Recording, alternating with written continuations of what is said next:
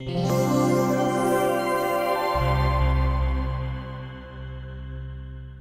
you very much, Dr. Kayode Solomon, for finding time to be with us this afternoon, for joining us on this chat. For those of you who are just hooking up, Dr. Kayode Solomon is the guest on this webinar series, and today we're talking about prioritizing health as a media professional. Dr. Kayode Solomon is a medical doctor and he's the founder of Emergency Rescue NG, which is an emergency care provider that facilitates rapid life-saving medical interventions. And he also specializes in educating the populace on steps to take when they recognize a medical emergency, and just generally how to equip ourselves with the skills necessary to ensure that people get the needed intervention that they do get, so that we reduce morbidity and prevent mortality. Thank you so much once again, Dr. Kayode Solomon, for joining this webinar. Thank you very much, and it's good to be here. I hope you can hear me clearly. Yes, we can hear you clearly. All right. To kickstart, tell us a little bit about your work, especially your work with emergency rescue, just the background into your journey and where you currently are. All right, thank you. I had to think about that. So, so two things I would say about my journey. Emergency rescue is a Nigerian founded company, but we try our best to run on international best practices. And I'll tell you two stories I'll never forget. The first story was December 25th. So I was working for a company, right, that also runs emergency services. They're no longer functional. December 25th, 2011, there was a distress call, and this man speaks well, I'm well-educated, exposed, and he called and he asked about his mom. He said, I need an ambulance immediately. This is a Christmas day, around 10 o'clock. My mommy just ate breakfast, and I came to check her, and she's no more responsive. I don't know what to do, and he was crying. This Amir is a very mature guy. And I said, all right, send me your location. I'm going to dispatch a team to you. They were in Lekki, and our nearest dispatch point was Dolphin. So I did tell him it would take about 30 minutes roughly. However, while the team is coming, can you do CPR? He said no. I said, do you have any training whatsoever? Can you do something just to keep her, to sustain her until the team arrives? And he said he doesn't know what to do, except I'm going to teach him. And I'm like, it's really difficult. It's just like learning how to shoot in the middle of war. And I said to him, okay, you just try and press her chest as fast as you can. About 10 minutes, the team was already on site. I mean, we dispatched the team. About 10 minutes later, he just said, you know what, there's no point. My mommy's gone, was crying. And it was like, can they help take her to the morgue? And I said, okay, the team that does emergency dispatch is not the same thing that does afterlife. So that was one story. And yeah, so the woman passed on. The second story was, I was in a meeting, and this man is like a clergy, and he was, preaching about life and death and how things in line between life and death was.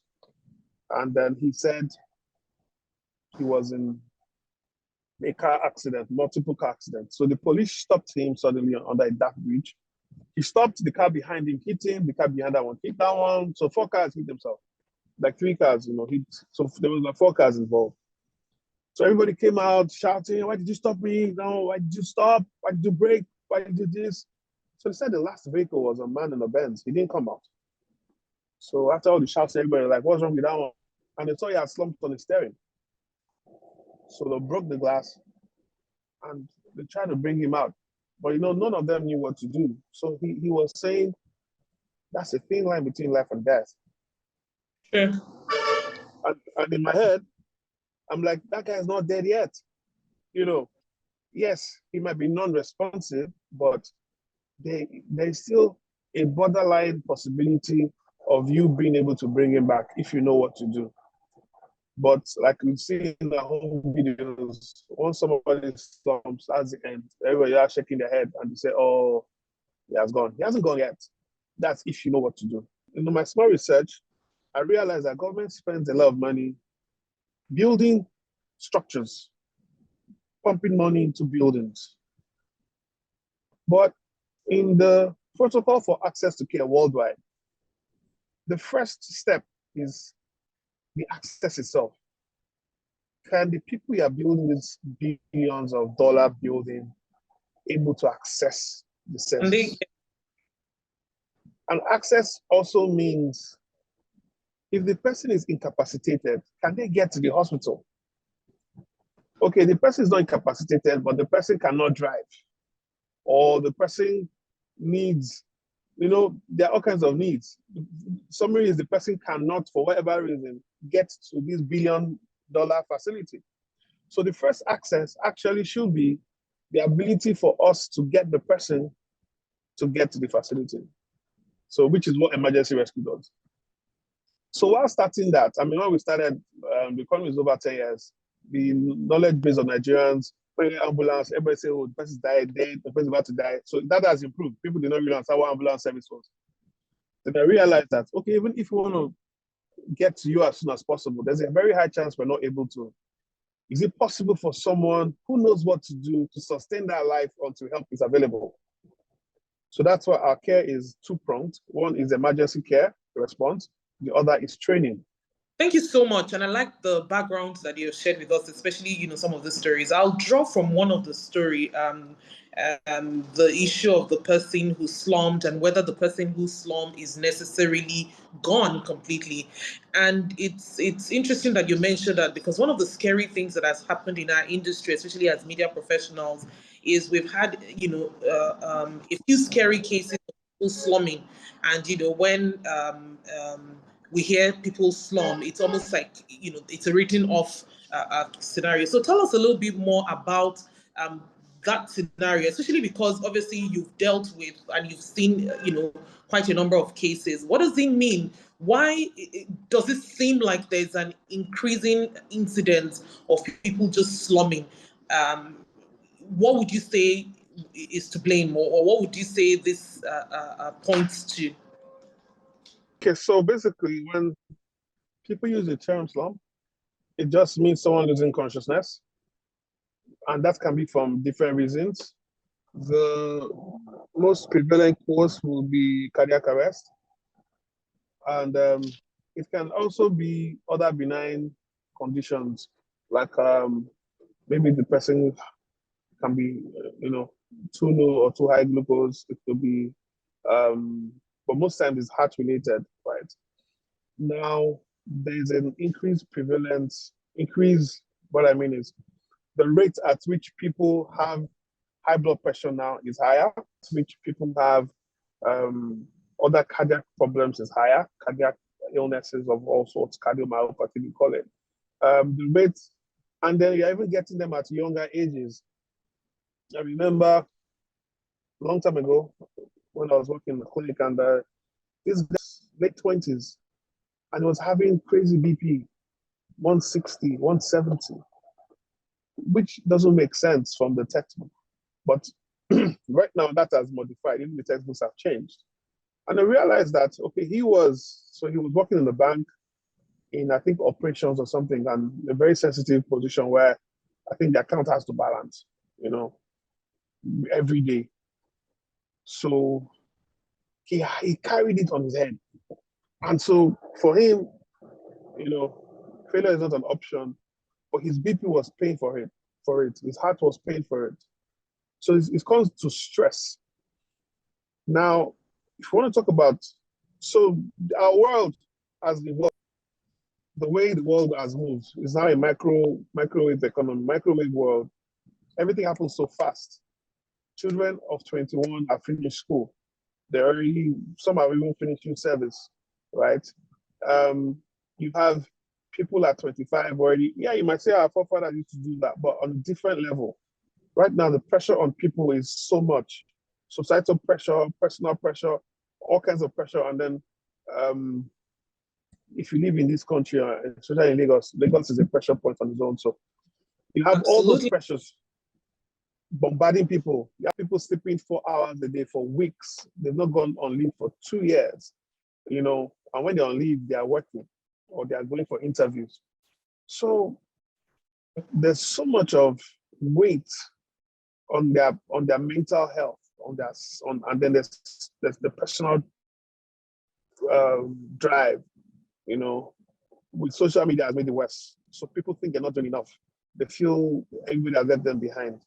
So they're on that. So even when they reach a milestone, it's like it's the beginning of another chase for the next milestone. They don't even sit down to enjoy it. They don't even sit down. So yes, why are so many people slumping these days is because the pressure on the average human has increased tremendously. The things that our forefathers used to enjoy are no longer, we think we have evolved with technology. For example, if you have people, even when you talk about social media, there's people say social media, when you have people sit down together to have a nice meal, if you're not careful, they're all on their phones. They're not even enjoying the company of one another. Everybody is in their world, in their space, living this social life that is probably not real.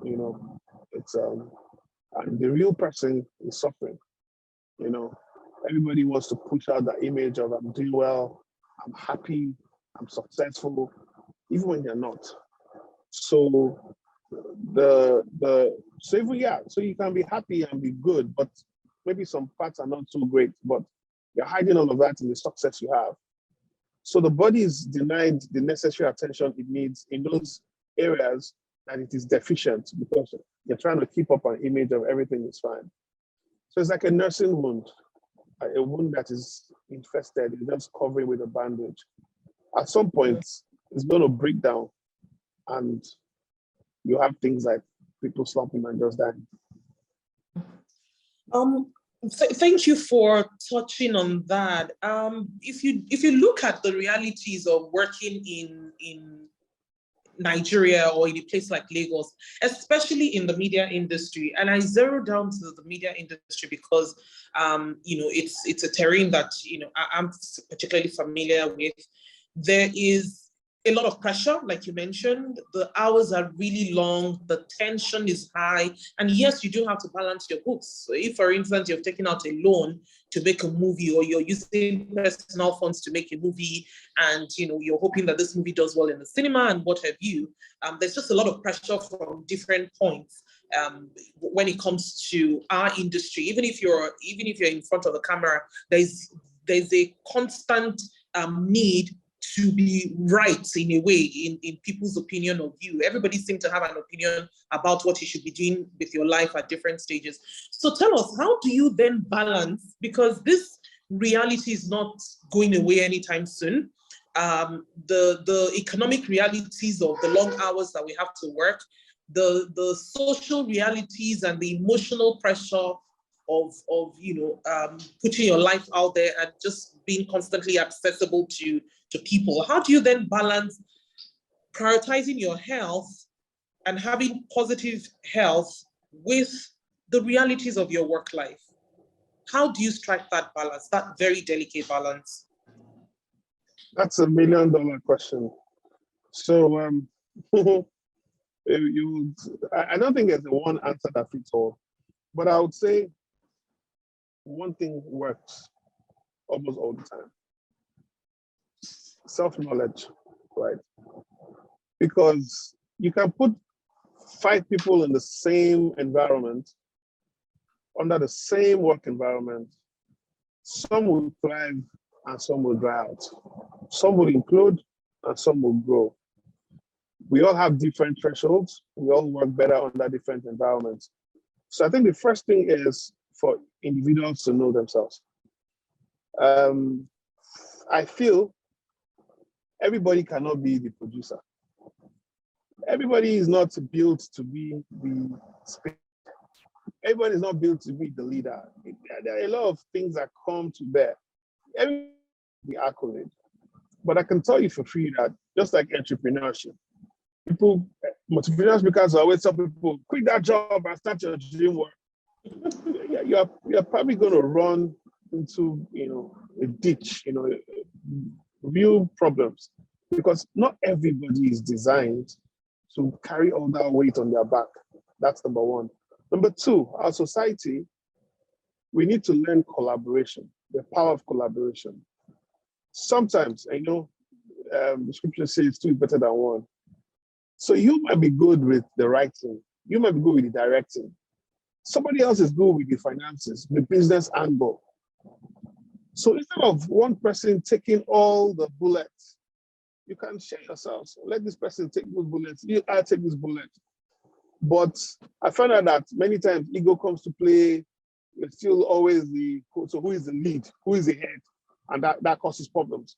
So if we learn to collaborate, maybe, okay, I'm the head in this project, you're the head in the next project, you can actually do a whole lot more and deflect. You can be better at what you're good at and not trying to drag yourself to be who you are not really naturally are. So like some people, like I said, can actually do both conveniently, but most people actually, they are good at one thing. But I know as you grow in the industry, you're expected to carry some leadership mantle that might not be your natural flair. So how do you evolve without stretching yourself? In stress, there's something called the stretch curve. Every human being needs stress to be productive. That's life. You need to be stressed to a level. If you remember, once upon a time in your life, to remember 2 times 2 was stress. When they ask you 2 times 2, you have to think about it like, and sometimes you do not remember. There's the time in your life it was stress. The time when they ask you, you have 2 times and 4 times table exam tomorrow, you're sweating and panting like, God have mercy, how am I going to survive this? But right now, if they ask you the same questions, it's so easy for you because that's not a stress point for you. You've gone way past that. So stress is important for life. However, there's something called the stress curve. It's like the elasticity curve, whereby the more stress they add to you, the more productive you are, until you get to a point where you get to what we call diminishing return, where every extra stress at that point becomes less productive, until you now get to a point where it will actually be detrimental. And then the person is less productive, or the person is beginning to have a mental or health breakdown, right? So everybody needs to understand who they are, how much they can actually take. Yes, I know money is important, but trust me, there's no point of sweating and killing yourself and not being here to enjoy the money you want to make. You have to make the balance. You have to know yourself, and we're all different. In school, some students love to read a week to the exam. Some will read 2 days to the exam. Some will read the exam morning, and they will still pass. Some people need to read a month before the exam. You need to know yourself. So the problem is when those who need to read a month before the exam are now trying to follow those who need to read just 2 days to the exam. So there's not chaos. Such is life. So in business also, in your field, some people can easily multitask. It's their natural nature. Not everybody's going to be like that. So somebody who knows I'm not a multitasking person, you're not taking the role of that requires multitasking. Then you need to develop a scheme. Maybe you're going to hire people to do the various tasks or something, but you need to know yourself. That's what I'm driving at. So because many people actually don't know themselves, that is why they take up roles, responsibilities, or activities that is actually detrimental to who they are. I'm sorry? Yeah, take on roles and responsibilities that then become stressful. Exactly. Beyond their capacity. And then they've now collected money and loan. There's now extra pressure. and they have to deliver. There's now ego. People that were not up to them in the industry have done bigger projects. Now they have announced to everybody that this is their next big project. So now they must deliver. But it is beyond. So now there's so many things in play. The last thing they're thinking about is, when last did I check my blood pressure? But they're having a constant headache. Their body is telling them there's something going on in your heart. It's making their head to ache. But what they're thinking about is, okay, if only I can just finish this project, this headache will go. Naturally, I know my body. I know my body. Until one day, after all the warning signs have been ignored, that person is on set, working, doing their bit, and then something snaps in the system, and then you now hear the person collapses. Right. Okay. You on headaches and just constant headaches and things happening in your body. But are there other signs, based on your experience, that you would say these are things to not ignore when it starts to happen to you? Are there, those things that, look, the moment you notice this, you need to be running to a hospital or you need to be seeking care immediately? All right. So, well, different strokes for different folks. But what I'll say firstly is our bodies have the capacity to take all the ability we throw at it. But as we get older, it begins to reject some of those things we throw at it. So once you hit the age 40, whether your body gives you signs or not, you should actually have a yearly medical. That's given. Now, before someone probably gets signs and other symptoms, as I said, you need to know yourself. If you know that me on a good day, I must sleep 6 to 8 hours a day. For the past 3 days, I've been sleeping 4 hours. There's something not right. You need to find out, why am I not sleeping? As just something as simple as sleeping. You need to ask questions. Is there something in your mind? Are you bothered about something? There's something that is probably eating your mind up, that is making you restless. You know that you are the kind of person that first thing in the morning is you eat. You must eat, swallow. Some people are like that. And then for the past few days, you've just lost appetite. You're not just interested. You're the kind of person that likes to meet people, see people. But right now, people just annoy you. You just want to be indoors. You don't want to see the sunlight. You just want to be in your room.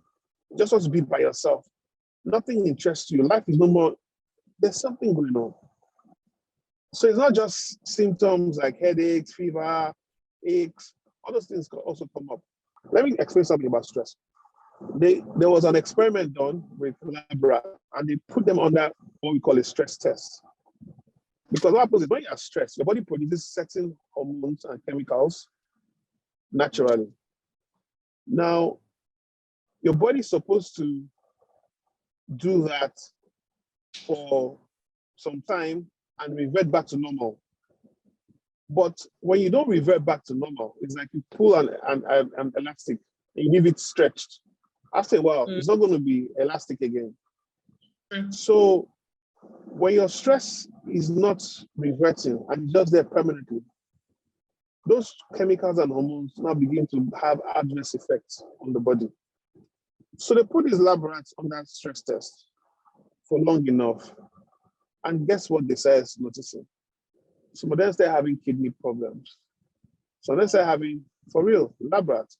So they start having cardiac problems. So they start having liver problems.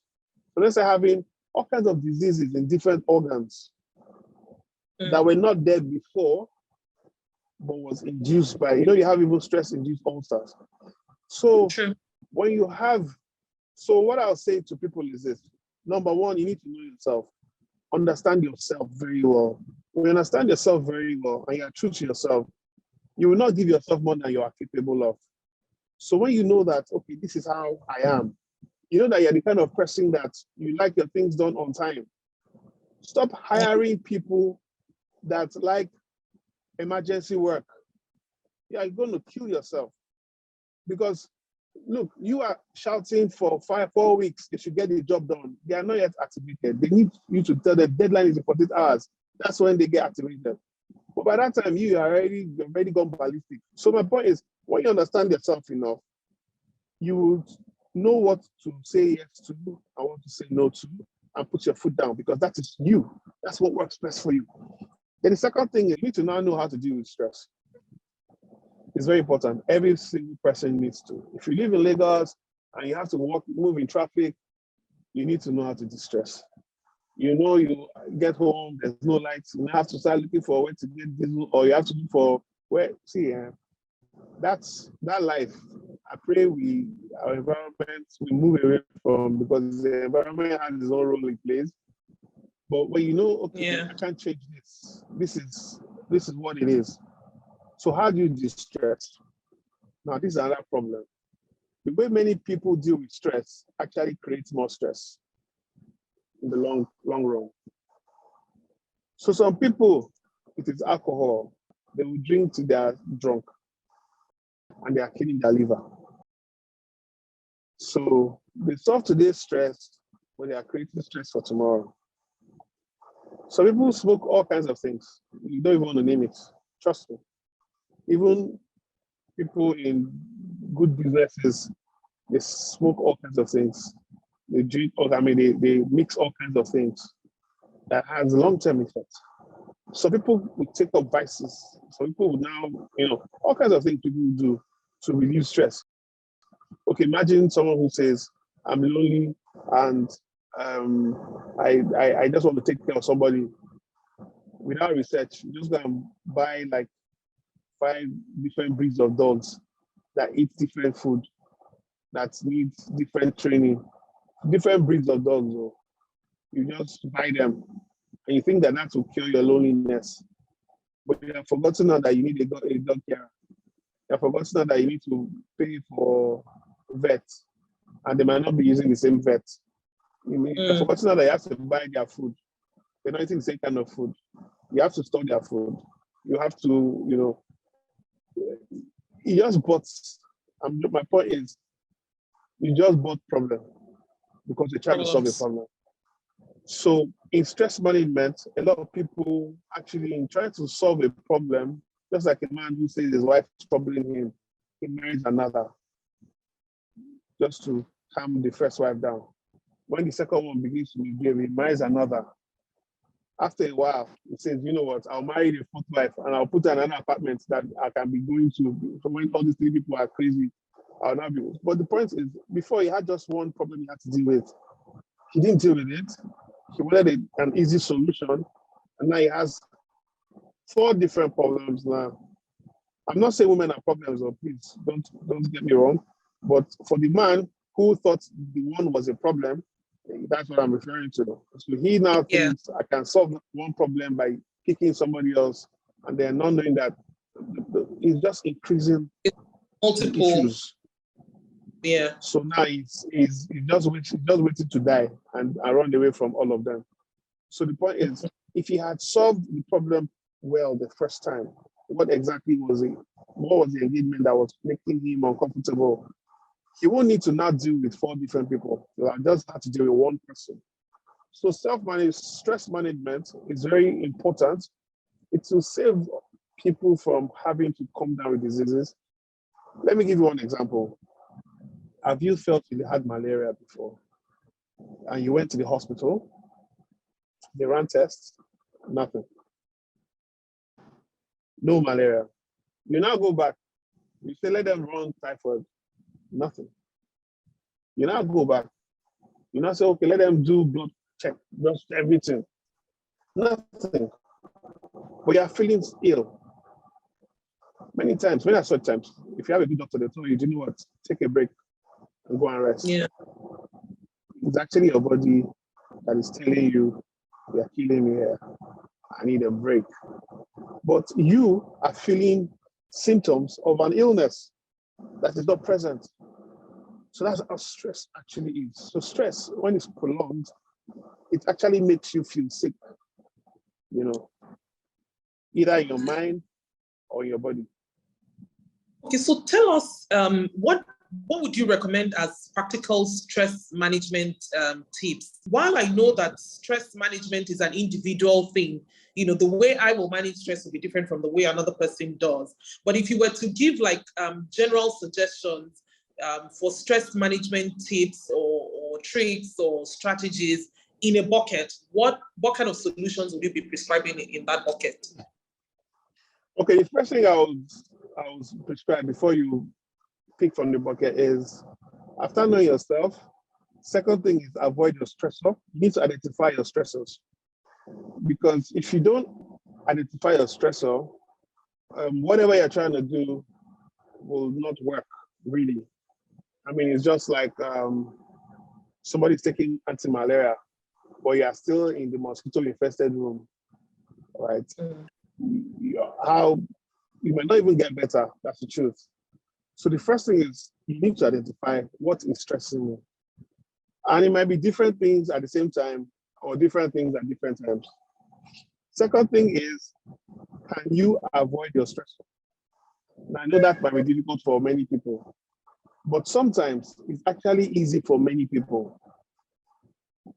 For example, let's say the stressor is a friend or a location, a place, somewhere you go to that evokes bad memories, or somewhere you go to that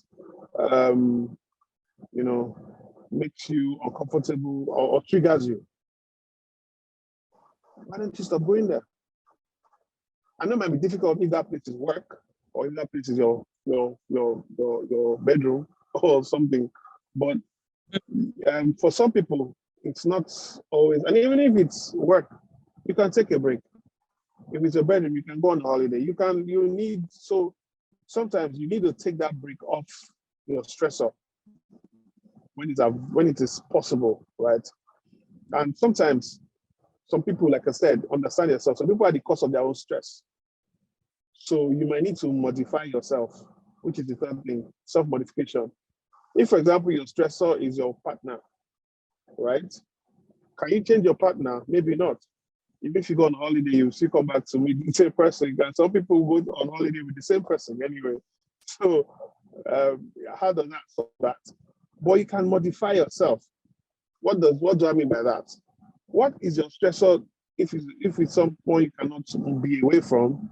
What does the person really do that makes you stressed? You might actually change you, and it stops being a stressor for you. For example, you have a partner who always asks you to give him the money for the children's school fees to go and do business. And now it's time to pay school fees, and he has not brought the money back. And now you are fighting, you're angry, you're offended, you're upset. But guess what? This happened last year. This happened 2 years ago. This happened 3 years ago. So what if the next time you don't give him? So what if the next time you say, hey, honey, this money is locked up in a savings zone. It's going to give us some profit of some sort. I can't touch it. And I can't remove it until so date. Yes, he's not happy with you. He might quarrel with you for 1 or 2 days, and then that is it. You understand? But you have automatically modified yourself to actually prevent your stressor from stressing you. So when it's time to pay school fees, you don't have to go through that whole process of getting worked up, having high BP because you have prepared the money and somebody has gone to go and squander it. You protect yourself. So now, beyond modifying yourself, we now have some modification can also be work. You know, some people, it's a natural problem. When they say something, you feel it is you they're talking about. You personalize it. Your boss talks in a particular way. You're reading meaning to, you're coding, maybe you enter the office and everybody's all quiet. Do you know what if they were all, maybe everybody's hungry or everybody's angry, but you think it's because of you. So you keep moving around and you're getting worked up when it's not even about you. So such a person, you need to go for coaching. You need to go improve yourself, improve your emotional intelligence, because no matter what, such a person would always feel pressured, always feel stressed, and always feel unwanted. So yes, Those are things people need to do. So now let's talk about things you can do to distress. And I have to mention those first, because if you just keep distressing and you don't deal with the core issues, it's like taking Panadol for hypertension. If you don't bring hypertension down, you just keep taking Panadol every 3 to 4 hours. That's all. You get better, but 3 hours after, you have to come back again. So what can you do to get better? So different strokes for different folks, like you said. One of the things that works for people is taking long walks. It helps. When you take long walks, you're playing good music that you like, inspirational music that makes you happy. It makes your heart exercise. It distracts your mind. There's a way it helps to purify your heart, your soul. You just come back, take a shower, and sleep. That helps. Some people gymming does cardio and all. Some people yoga helps. Some people reading books help. Some people it's music that helps. Some people it is actually helping other people that helps. Being available for others, listening to them, and being able to help them in their own scenario. For some people, that actually helps them also in what they are going through. We have things that are going on holiday, taking up a vocation, a sport you like, And let me tell you what, this was funny, but it's true. Some people gossip helps. I will not mention the gender. Gossip. They call it gist. When they can find that friend of theirs and talk about everybody else. That scenario, though, it's called gisting. And as I said, they call it gist. And talk. And they feel better. I'm telling you. And they feel better, So that's why you shouldn't fight such friends, because the day you need them to make you feel better, you need to have them around. Some people need to write a diary. But I'll say when you're writing diary, be careful. Because I remember I told someone to write a diary once, and the diary ended up with the wrong hands. And that was the worst stress. Because I can imagine. Yeah, but I mean, if you're going to write a diary that falls out of mind, and you can just imagine you writing about your boss, and your boss picks the book and reads and says, "Is that what you think about me?" But writing helps. You can write on your phone, pulling your thoughts. You can you can do a voice note. I would send messages to themselves. They create an email, that they don't regularly use, and just, like do those kind of voice notes that just send there, because talking actually helps you to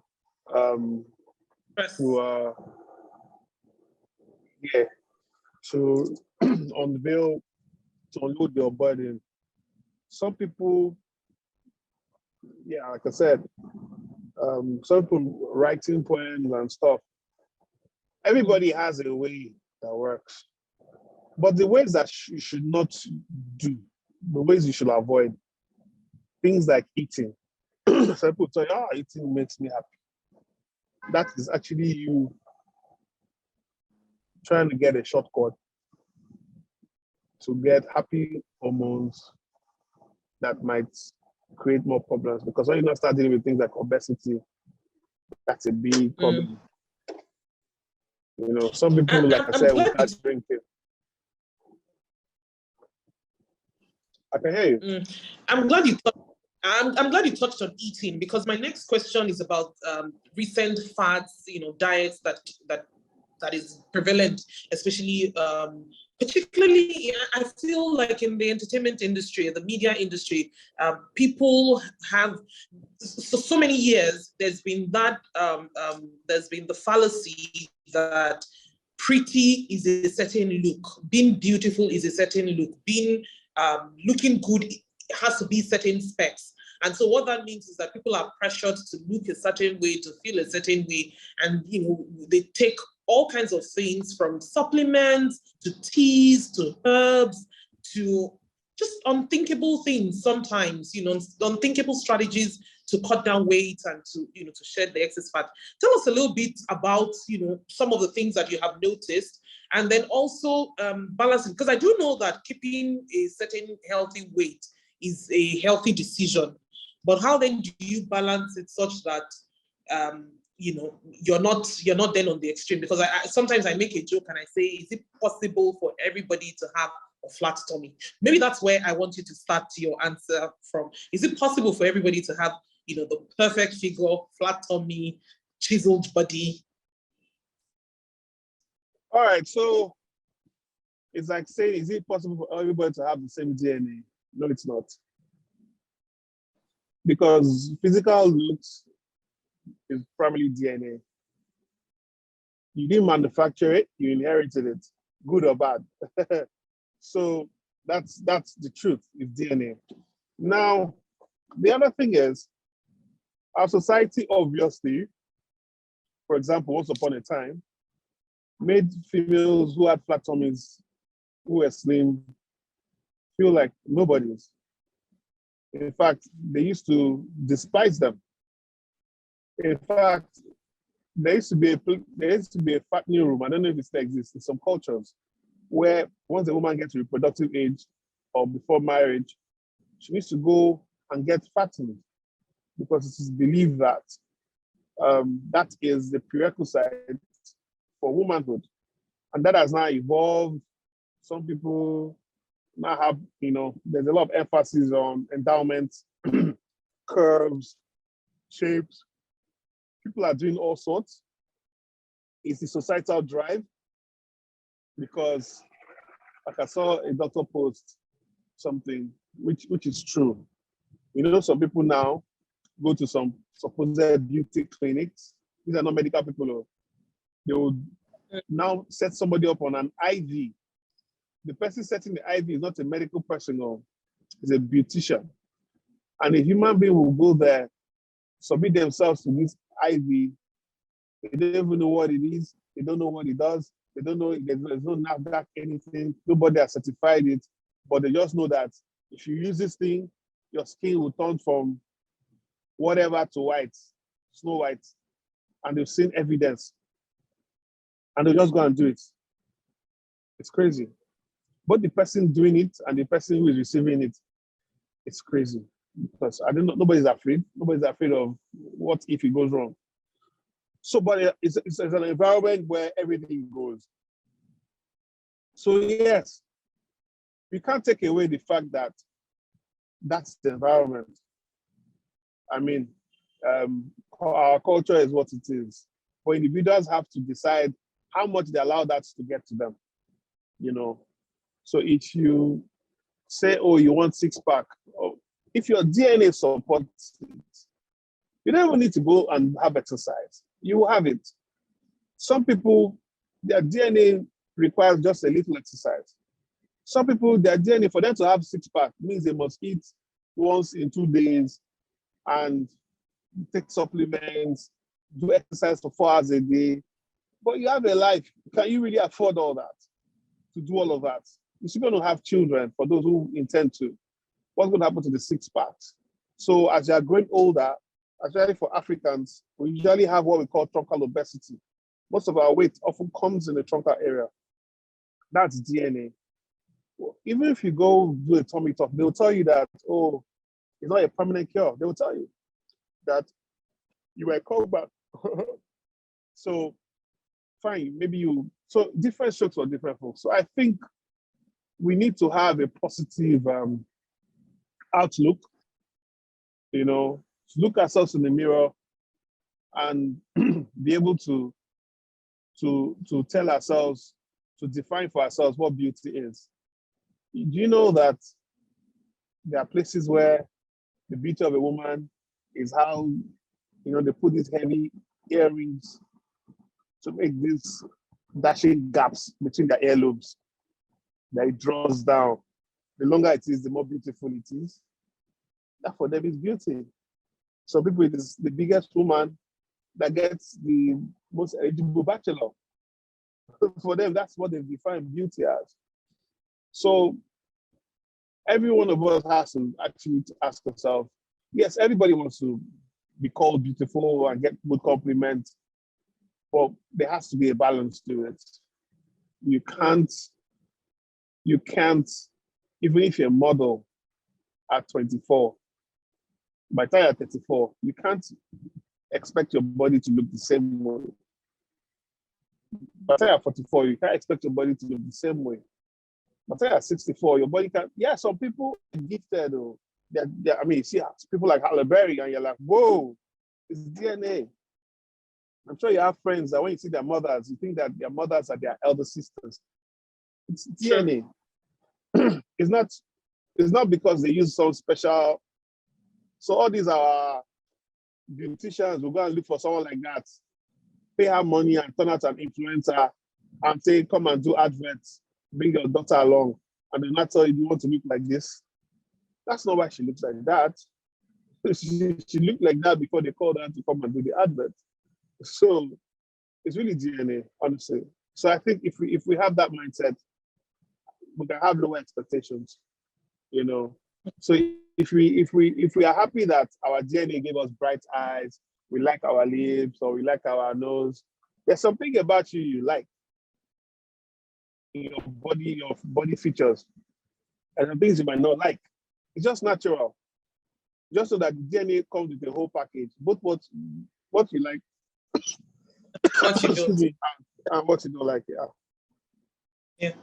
Thank you so much, Dr. Kayode Solomon.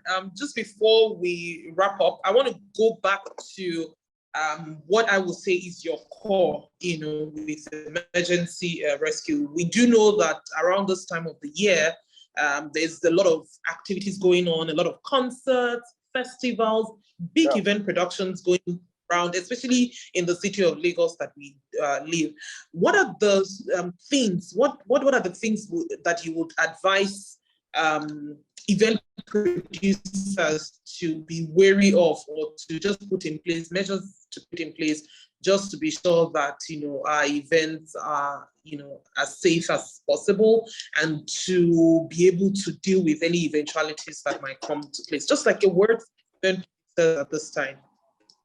Okay, so things have evolved. Things are a whole lot better. I can tell you for free that a lot of people don't take chances like they used to. I remember way back, for us to get people, because we provide such services, we put medics on board, we put ambulances of different sorts, we put doctors on site, and we've had all kinds of incidences, from the artists performing to the people in the stage setup, to even people on site, to the attendees and all that stuff. And all kinds of emergencies pop up. And like I always say, the person on ground is more important than the professor in the hospital. So on two legs, producers need to make sure that their core staff are trained, because no matter how heavy your budget is, I'm sure it's not possible to always have a medic on site. So at least you should have part of your team first aid trained. That's on one level. When you have gatherings of over 100 people, for example, you definitely need to have medics on board. You definitely need to have an arrangement to have like an ambulance on site. So when you do that effectively, the chances of, because anything can happen anytime. And truth is that nobody is God. We're not saying that once you have somebody on ground, then everything is guaranteed. No. But we're saying that the chances are better. The possibility of recovery or the possibility of mitigating against what we call morbidity or mortality is higher, because you can have on-site intervention. So yes, actually abroad, you can't have concerts or sort gatherings without meeting certain criteria, like having access to emergency care and all that of fire. So I think Lagos State is doing a little bit of that. But as a policy, I'm talking about the organizers, because let me tell you the irony, is that you don't even know who will need it. The irony is that it might even be the organizer himself or herself. We've had an event, I won't mention where the MD of a bank was one that collapsed. Wow. Just imagine that. Yes. But good enough they had their plan on site. So it was handled immediately, and under 5 minutes, the guy was back. But just imagine what. But let's not even forget. Let's not even talk about because the person is MD of a bank. Is any human life less important than the other?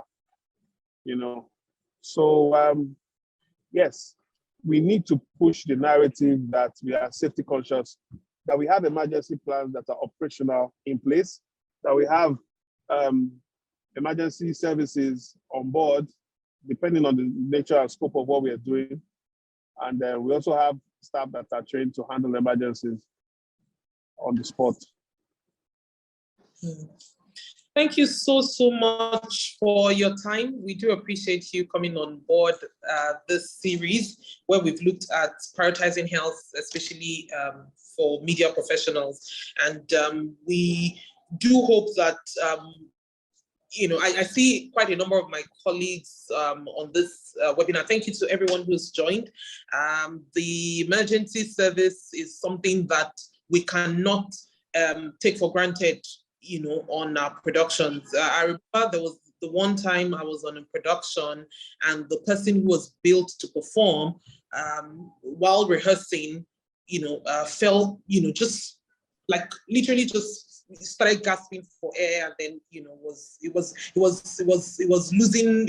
almost losing consciousness, I would say. But thank God that we had medic on site, and he was attended to. And sometimes I shudder to think about what could potentially have happened if, at such a time like that, there's no, access care. And like you said, not even in Lagos where traffic is crazy.